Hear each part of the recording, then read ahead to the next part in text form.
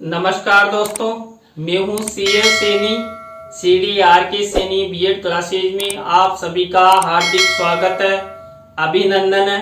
देखिए, हमारे इस चैनल के माध्यम से आप सभी के लिए आपके सभी शिक्षण विषयों पर आधारित पाठ योजनाओं का निर्माण करना आपको बता रहे हैं।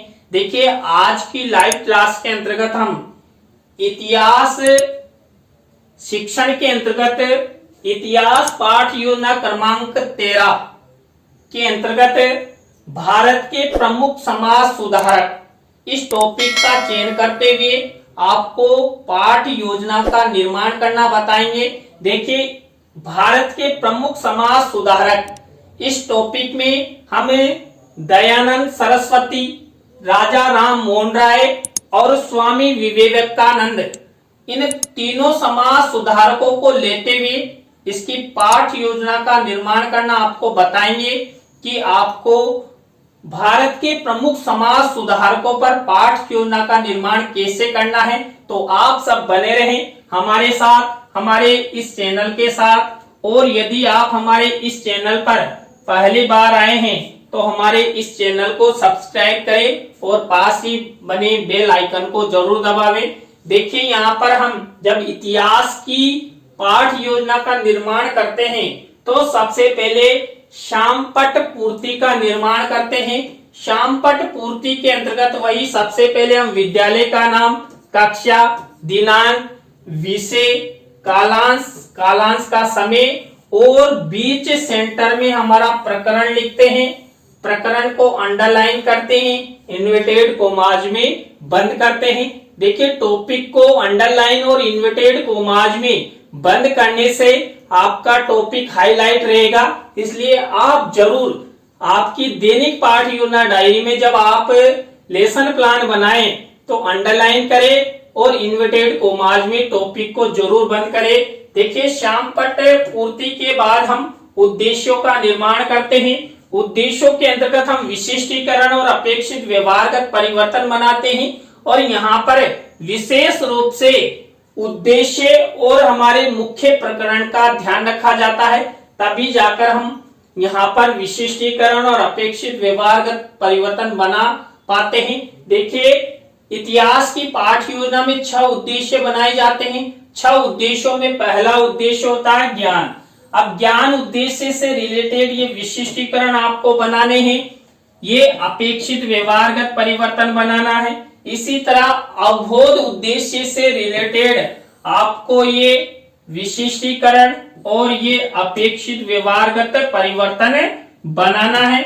इसी तरह आपको जो ज्ञानोपयोगी उद्देश्य हैं, इसी से रिलेटेड ये विशिष्टीकरण, ये अपेक्षित व्यवहारगत परिवर्तन बनाना है। इसी तरह कौशल उद्देश्य से रिलेटेड आपको ये विशिष्टीकरण, ये अपेक्षित व्यवहारगत परिवर्तन बनाना है। इसके बाद हमारा 5वें नंबर का उद्देश्य होता है अभिरुचि।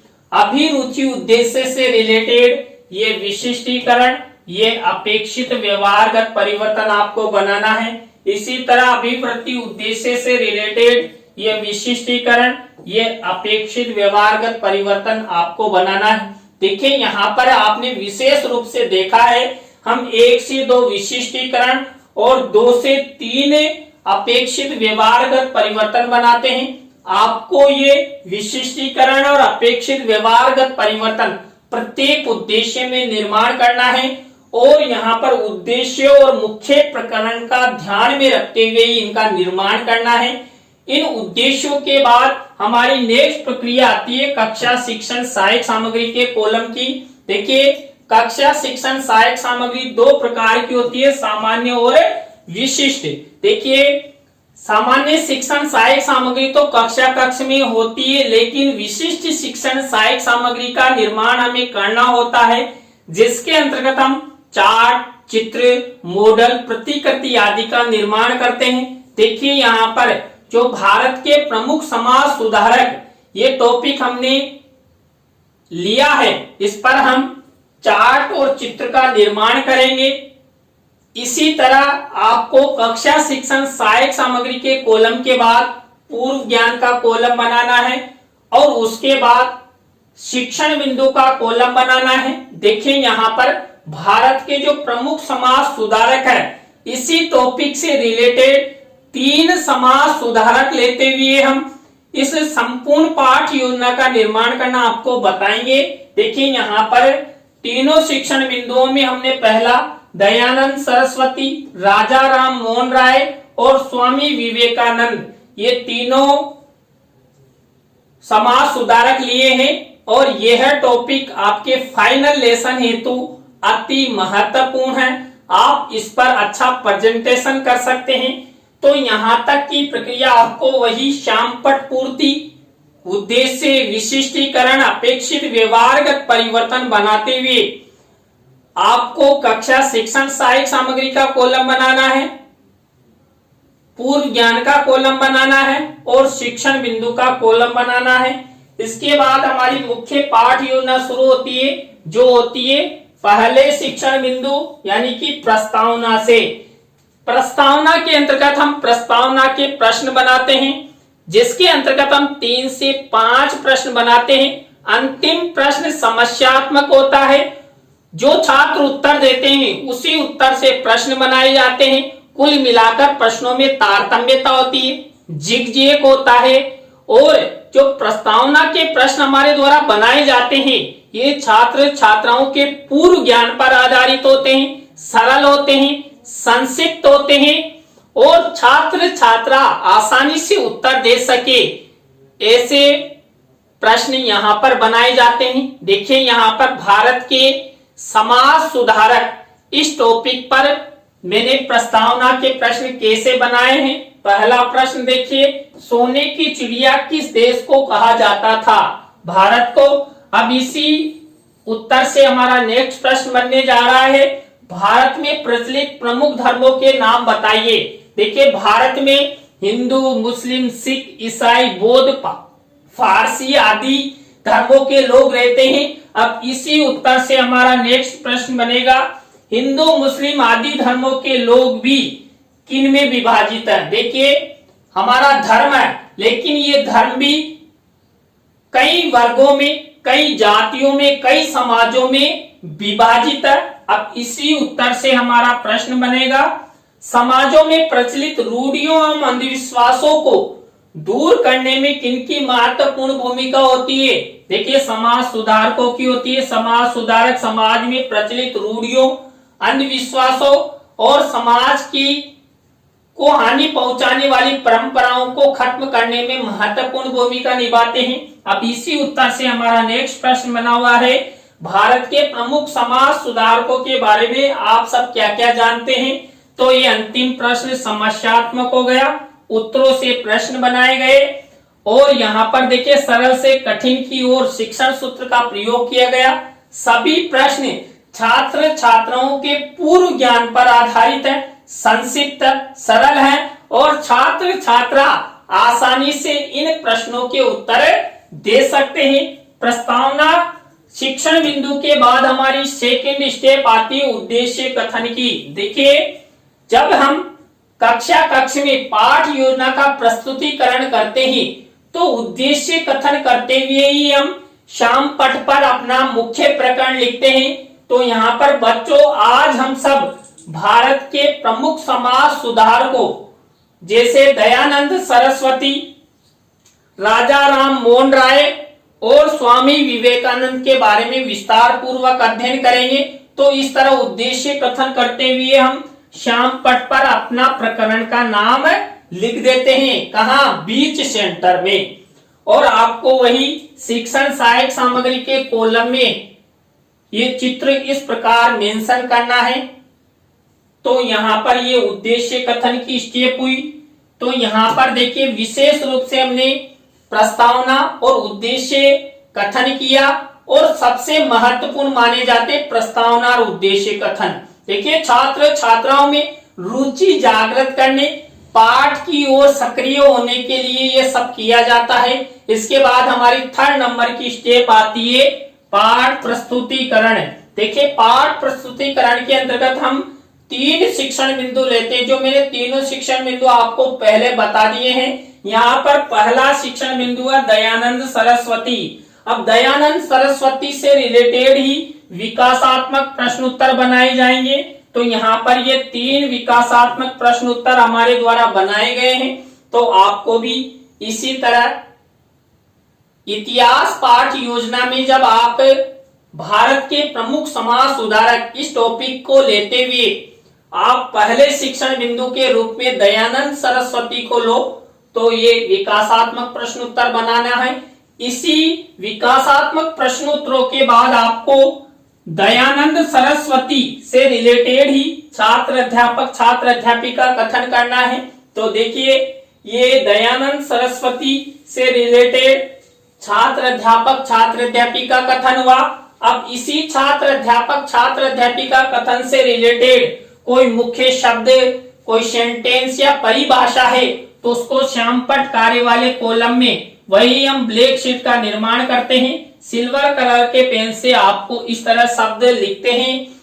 इन शब्दों को हम श्यामपट्ट पर लिखकर छात्र छात्राओं को समझाते हैं और इसी छात्र अध्यापक छात्र अध्यापिका कथन से रिलेटेड शिक्षण सहायक सामग्री के कॉलम में चित्र मिनिएचर के रूप में आपको लिखना है। तो मैंने महर्षि दयानंद सरस्वती का चित्र यहाँ पर लगाया है।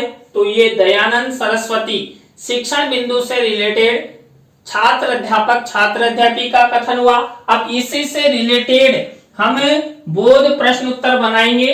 देखिए, हम बोध प्रश्न बनाते हैं विषय वस्तु के आधार पर। जितनी विषय वस्तु हमारे द्वारा ली जाएगी उसी का अनुकरण करते हुए हम 3 से 5 प्रश्न उत्तर बनाते हैं।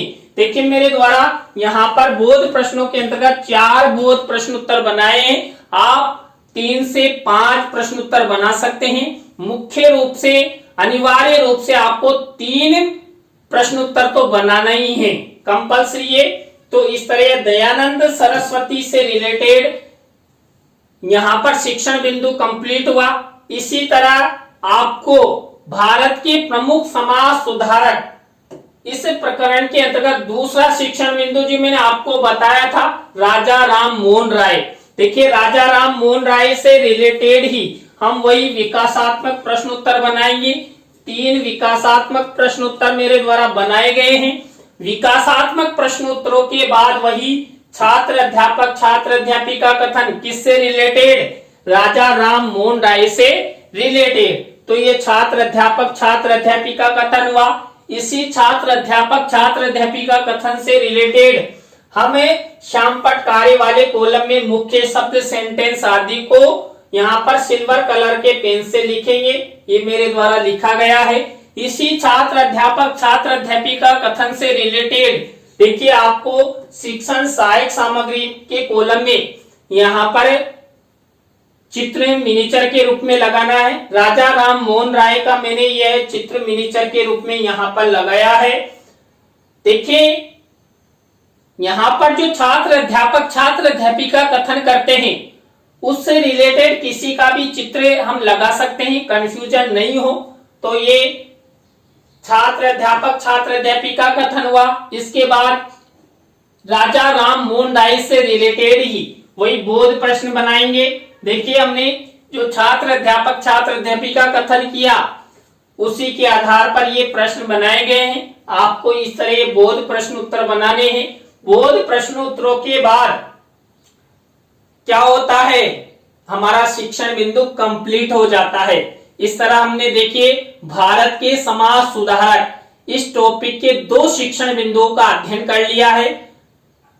इनमें हमने सबसे पहले विकासात्मक प्रश्न उत्तर छात्र अध्यापक छात्र अध्यापिका कथन और बोध प्रश्न बनाए।